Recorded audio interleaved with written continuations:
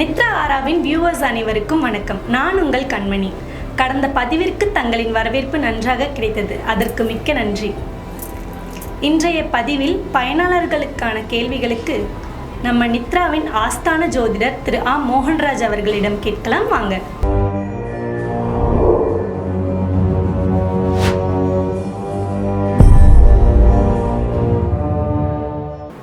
வணக்கம் சார். வணக்கம்.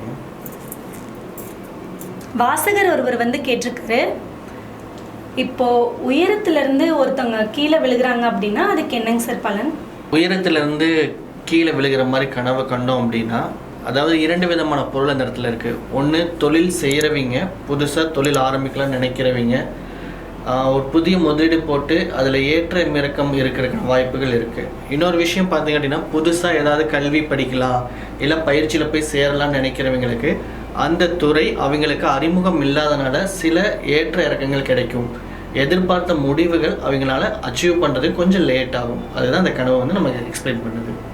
ஜோதிடம் மற்றும் ஆன்மீகம் சம்பந்தமான சந்தேகங்களை கமெண்ட் செக்ஷனில் கமெண்ட் பண்ணுங்கள். இனி வரும் வீடியோக்களில் அதற்கான பதிலை பார்க்கலாம். அடுத்த கேள்வி, முருங்கைக்கீரை ஒருத்தங்க பறிப்பது போல் கனவு வந்திருக்கு. ஸோ அதுக்கு என்னங்க சார் பலன்? இப்போ மரத்துலேருந்து நமக்கு முருங்கைக்கீரை பறிப்பது போல் கனவு காண்றாங்க அப்படின்னா அவங்க செஞ்சிட்ருக்க முயற்சிக்கு உண்டான பலன்கள் கிடைக்க போகுதுன்னு அர்த்தம். இல்லை அப்படின்னா புதுசாக ஒரு வீடோ இல்லை ஜுவல்ஸோ இல்லைன்னா நகை, கார்கள் இந்த மாதிரி எதை வாங்குறதுக்கான வாய்ப்புகள் ஏற்பட போகுதுன்னு அர்த்தம். அடுத்த கேள்வி, உருவமே இல்லாத ஒரு விலங்கு துரத்துவது போல் கனவு கண்டால் அதுக்கு என்ன பலன் கேட்டிருக்காங்க சார்? இப்போ உருவமே இல்லாத ஒரு விலங்கு துரத்துது அப்படின்னா அவங்க எதையோ ஒன்று நினச்சிட்டு இல்லாத ஒன்று நடந்துருமோ அப்படின்னு நினச்சிட்டு பயந்துட்டே இருக்காங்க. அப்போ அந்த பயம் இல்லாமல் அவங்க என்ன செய்கிறாங்க திட்டமிட்டு செயல்படணும் அப்படிங்கிறதான் அந்த கனவு சொல்லுது. ஒரு இனம் புரியாத பயத்தில் இருக்கிறத அந்த கனவு தெளிவாக சொல்லுது. அப்போ அந்த பயம் எதனால் வந்தது அப்படிங்கிறத அவங்க அனலைஸ் பண்ணாங்க அப்படின்னா அந்த கனவுக்கான பதில் அவங்களுக்கு கிடைக்கும். அடுத்த கேள்வி, பாம்பு துரத்துவது போல் கனவு கண்டால் அதுக்கு என்ன பலன்னு கேட்டிருக்காங்க சார்? இப்போ பாம்பு துரத்துற மாதிரி கனவு கண்டாங்க அப்படின்னா அவங்க செஞ்சிட்டு இருக்க வேலையிலையோ இல்லை ஒரு தொழிலையும் சிறு மாற்றங்கள் ஏற்பட போகுது. அதாவது ஒருத்தருடைய தடையினாலேயோ இல்லை எதிர்ப்புகள்னாலேயோ ஒரு புதிய வியூகத்தை அவங்க அமைப்பதற்கான காலகட்டங்கள் இருக்குது. அது நம்ம செய்யக்கூடிய வியூகம் எந்த மாதிரி இருக்குங்கிறத கொஞ்சம் துறை சார்ந்த வல்லுநர்கள்ட்ட ஆலோசனை பெற்று மேற்கொள்வது நல்லது. அடுத்த கேள்வி, ஸோ இறந்த முன்னோர்கள் கனவில் பேசுவது போல கனவு கண்டிருக்காங்க சார், அதுக்கு என்னங்க சார் பலன்? பொதுவாக இறந்து போன முன்னோர்களோ இல்லை இறந்து போனவங்க கனவுல பேசினாலே நம்மளுடைய உடல் ஆரோக்கியத்தில் ஒரு குறைபாடுகளோ இல்லை உடல் ஆரோக்கியம் தொடர்பான விரயங்கள் ஏற்பட போகுது குறிக்குது. அப்போ உங்களுடைய ஹெல்த் இஷ்யூஸில் கொஞ்சம் கவனமாக இருங்க. பயணம் இந்த மாதிரி புதுசாக ஏதாவது ஒரு உணவோ இல்லை எங்கேயாவது போகிறீங்கன்னா உங்களுடைய உடல்நிலைக்கு சார்ந்து சில முடிவுகளை எடுத்துட்டு அதுக்கப்புறம் மேற்கொள்ளுங்க அப்படிங்கிறது கனவு சொல்லுது. சிங்கம் மற்றும் புலியை கனவில் கண்டால் அதுக்கு என்ன பலன்னு கேட்டிருக்காங்க சார்? சிங்கம் மற்றும் புலிங்க ரெண்டுமே பார்த்தீங்க அப்படின்னா நீங்கள் ஒருத்தர் மேலே வலுக்கட்டாயமாக உங்களுடைய கோபத்தையும் அதிகாரத்தையும் செலுத்த போகிறீங்க. அதனால் அந்த உறவுகள்கிட்ட சில விரிசல்கள் ஏற்பட போகுதுன்னு சொல்லுது. ஏதாவது நீங்கள் வேலை செய்கிற இடத்துல உங்களுக்கு கீழே இருக்கிறவங்கள்ட்ட அவங்களுக்கே பிடிக்காத ஒரு வேலையை செய்ய சொல்லலாம். இல்லை அப்படின்னா குடும்பத்தில் இருக்கிறவங்கள்ட்ட ஒரு சில இடத்துக்கு போகலை அப்படின்னு சொல்லணும்னா நீ என் கூட தான் ஆகணும், இந்த கட்டாயப்படுத்துதல்னால அவங்களுக்கும் உங்களுக்கும் மனஸ்தாபங்கள் ஏற்பட போகுது இந்த கனவை சொல்லுது. அப்போ நீங்கள் ஒரு இடத்துக்கு ஏதாவது ஒரு பிளான் பண்ணுறீங்க அப்படின்னா உங்களுக்கு கீழே இருக்கிறீங்களோ உங்கள் கூட இருக்கிறவங்களோட தன்மை என்னன்னு பார்த்துட்டு அதுக்கு தகுந்த மாதிரி உங்களை அட்ஜஸ்ட் பண்ணி போகிறது உங்களுடைய உறவுகள்கிட்ட ஒரு நல்ல ஒரு சுமூகத்தை ஏற்படுத்தும் அப்படின்னு கனவு சொல்லுது. அடுத்த கேள்வி, ஸோ ஒரு குடும்பத்தில் 2 பேர் அப்பா மகன் இருவருக்கும் சந்திர திசை நடக்கலாமான்னு கேட்டிருக்காங்க சார்.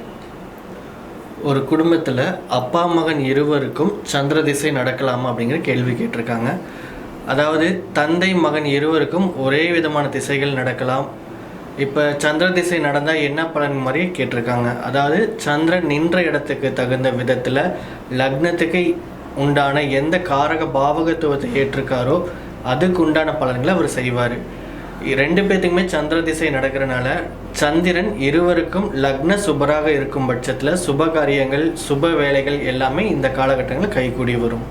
அடுத்த கேள்வி, பையனுக்கு ராகு கேது தோஷம் இருக்காமாங்க சார், பொண்ணுக்கு சுத்த ஜாதகம், அது 2 ஜாதகத்தையும் இணைக்கலாமா அப்படின்னு சொல்லி கேட்டிருக்காங்க.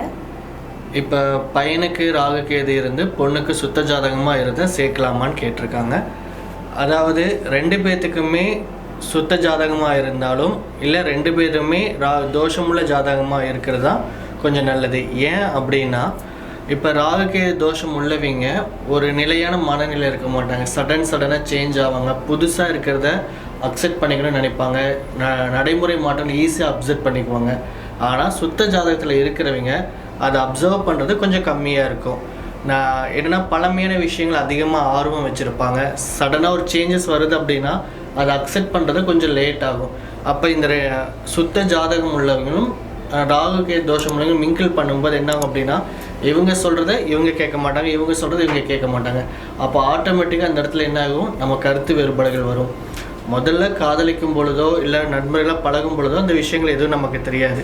ஆனால் வாழ்க்கை துணையோராக வரும்போது சின்ன சின்ன விஷயங்களுக்கு ஒருத்தர் போட்டி போடும் பொழுது மனஸ்தாபங்கள் அதிகமாக வரும். அப்போ ஒருத்தரே ரொம்ப நாள் விட்டு கொடுத்துட்டே போகிற மாதிரியான எண்ணங்கள் அதிகரிக்கும் போது ஒரு விதமான சின்ன வாக்குவாதங்களான பிரிவினைக்கான வாய்ப்புகள் இருக்கும். அதனால தான் தோஷமுள்ள ஜாதகங்களை தோஷமுள்ள ஜாதகத்தோடு இணைக்க சொல்கிறாங்க, சுத்த ஜாதகத்தை சுத்த ஜாதகத்தோடு இணைக்க சொல்கிறாங்க. ஸோ அடுத்த கேள்வி, புதுசாக செஞ்சுருந்த அவங்க குலதெய்வம் மஞ்சள் நிறத்தில் காட்சியளிச்சிருக்கு. அது ஓகே நல்லதா கெட்டதா அப்படின்னு கேட்டிருக்காங்க சார். குலதெய்வம் மஞ்சள் நிறத்துலையோ இல்லை மஞ்சள் உடையில் இருக்காங்க அப்படின்னா, இப்போ அவங்க வீட்டில் வயசுக்கு வந்தவங்க இருக்காங்க அப்படின்னாலும் இல்லை திருமண வயசில் யாராவது பசங்க பிள்ளைங்க இருக்காங்க அப்படின்னாலும் அவங்களுக்கு திருமணத்துக்கான வாய்ப்புகள் சீக்கிரம் வரும் அப்படிங்கிறது அந்த கனவை சொல்லுது. ஜோதிடம் மற்றும் ஆன்மீகம் சம்பந்தமான சந்தேகங்களை கமெண்ட் செக்ஷனில் கமெண்ட் பண்ணுங்கள். இனி வரும் வீடியோக்களில் அதற்கான பதிலை பார்க்கலாம். மங்களகரமான வாழ்க்கையை அமைத்து கொள்ளவும், சகோதரர்கள் வழியில் ஒற்றுமை ஏற்படவும், மனை சார்ந்த பிரச்சனைகள் தீரவும், விபத்தை பற்றிய கவலைகள் அகலவும், வாழ்க்கையில் முன்னேற்றத்தை உருவாக்கவும் மங்களேஸ்வரரை வழிபடுவோம்.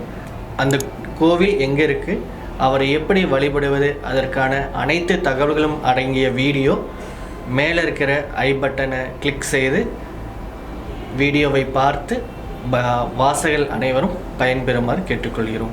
இந்த வீடியோ பிடிச்சிருந்தா நம்ம நித்ரா ஆரா சேனலை லைக் பண்ணுங்கள், கமெண்ட் பண்ணுங்கள், ஷேர் பண்ணுங்கள், மறக்காமல் சப்ஸ்கிரைப் பண்ணிடுங்க. அப்படியே பக்கத்தில் இருக்க பெல் ஐக்கானை கிளிக் பண்ணிடுங்க. நன்றி.